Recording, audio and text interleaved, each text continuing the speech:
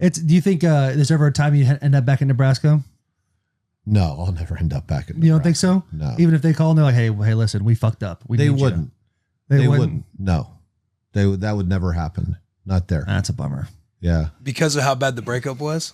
No. It just because it was more than obviously it was the AD at the time, but I mean and the chancellor at the time, those two kind of probably drove it, but the media, they had gotten the media on board, and those media people would never admit to being wrong or, but I just don't think it would never happen now. Yeah.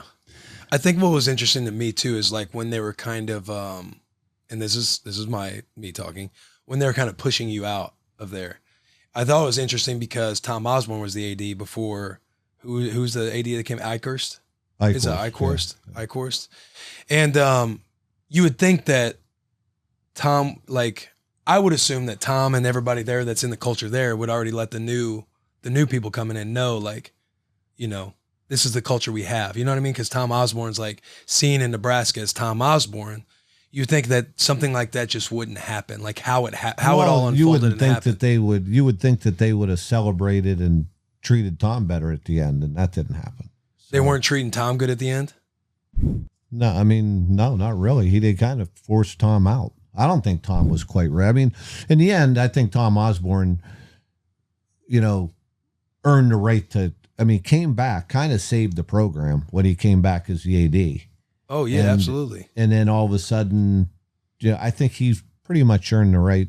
Tom would never say this, but Tom earned the right to pick his successor and to make sure that, safeguard the tradition, all the things that went on, and that didn't happen. So, and here we are. They're fighting to get back. What kind of rapport did you have at the time with that new AD? How much was he involved with Eichhorst? Yeah, almost no relationship at all. Over the time he was there, very little, almost none.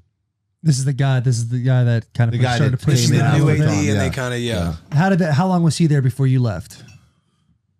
Oh, he'd been there about a little over a year. And so he was supposed to come in and be kind of an interim guy. Yeah. And then that it just happened a lot faster. Next thing you know, he's in, Tom's out. And, at that point, Tom had hired me. That's why I came back, because Tom had talked me into coming back. And at that point, you kind of know that this isn't going to be a long-term thing. Yeah. And when it came to the relationship, did you try to initiate a relationship with this guy, talk to him, be buddies with him? He was just a standoffish. That was kind of how that was his style, I guess. Take a step back so he didn't have to make emotional decisions. Yes. It could all be business. Yeah. He didn't interact with, he didn't interact with a lot of people very much, but not, especially the coaches. Mm-hmm. I don't know how much he interacted even with some of the, the underling, the people that were the assistant ADs and that type of thing. He had a different style. And, but to me, everything, especially at a place like Nebraska, it's about relationships. When you don't have relationships, and heck, my last year there, I think at one point we were 7-0 and I'm answering questions about my job security. Oh, really? I'm like, life's too short for this. Yeah, that's got to be tough. Yeah, because I know if we were 7-0 at Michigan, people would be celebrating from the roof. They'd be jumping off the stadium. So excited. Were we 7-0 or something that year? I can't. I wasn't. I was gone. Well, it was a mere senior year. But at the end of the day, we had never won less than 9 games. We were 9-10 every year, and even heck, I laugh because I see some of these coaches and schools guys win 5 games and they get a contract extension. I said, heck, they would have been burning crosses in my yard if I won 5 games. Hell yeah, dude. When you were talking about, you weren't thinking they were treating Tom that well. Were there people that didn't like Tom? In Nebraska, it's kind of hard to imagine anybody not liking a Tom Osborne in the state of Nebraska. I don't know. What do they? I don't know how you can't like Tom. Tom's. You can't. But I think there's some people there that were, some of the people that were decision makers that were probably jealous of him. Got, saying, because Tom was kind of seen as kind of bringing the program back and bringing the tradition back, and people want their credit, and people want whatever, for whatever reason, human nature comes in, and there's jealousy involved, and I think got to overcome human nature. Yeah. When you were in that video, the conference he was talking about earlier, when you were talking about, what game was that? I don't know. Yeah, when was that? When you're Which like, if game? you guys It want to was- fire me, fire me. The press said something to you on the lines of like players and job security, and you just started going off on them about like, I ain't worried about my job. I ain't worried about this. I ain't worried about like it's not the player's fault. It's my fault. Put it on me. And you kind of had like your own.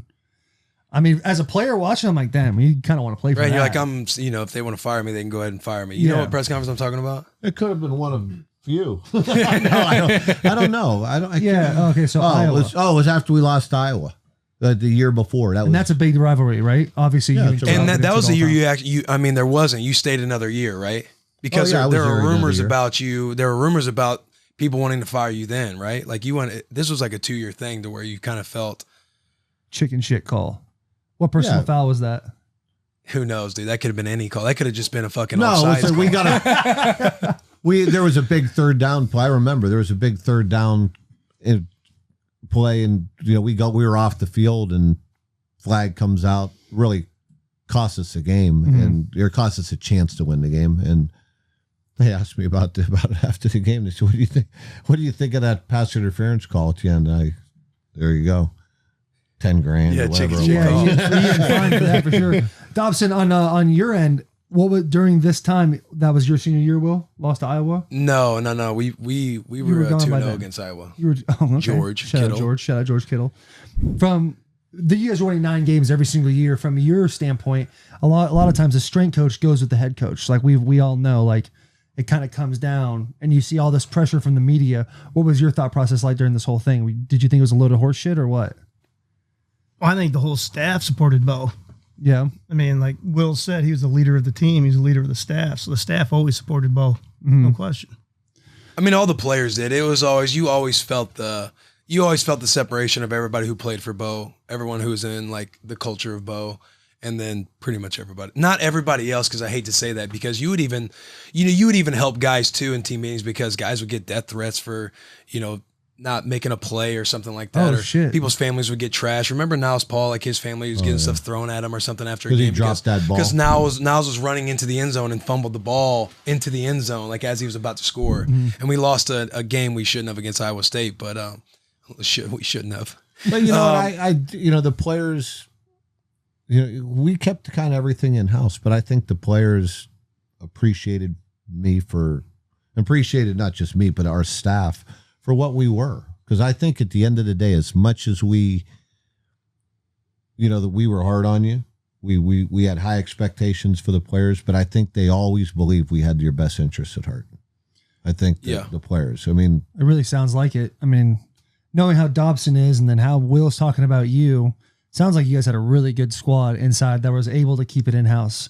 Sometimes there's always a stray staff member that would leak some stuff out, or, it kind of seemed that way in Michigan, where they're the core group of people really believed in what we were doing, but there was always a few stragglers. And it sounds like in your building, in your core group, there was no stragglers in that. yeah, on our floor, it was pretty strong. Yeah. And it seems, I don't know, how does it make you feel, past player, and all the players that played with Will at Nebraska that I've met through Will, they got nothing but good things to say about you. That's got to be a good feeling. Yeah, we had like I said, I think that's why that gave us a chance to win and be consistent, as we were all pretty much on the same page. And we had a strong culture, and high character, hardworking. I mean, just Just like the Chevy Silverado. Just There you go. exactly like the Chevy Silverado. But I mean, it is true. We can sit here and talk about, moments objectively, the like process. We talked about it Yeah. all the time, and I think the players believed in it. You saw guys when I would walk out. I mean, guys would stay. People were in there watching film by themselves. That's awesome.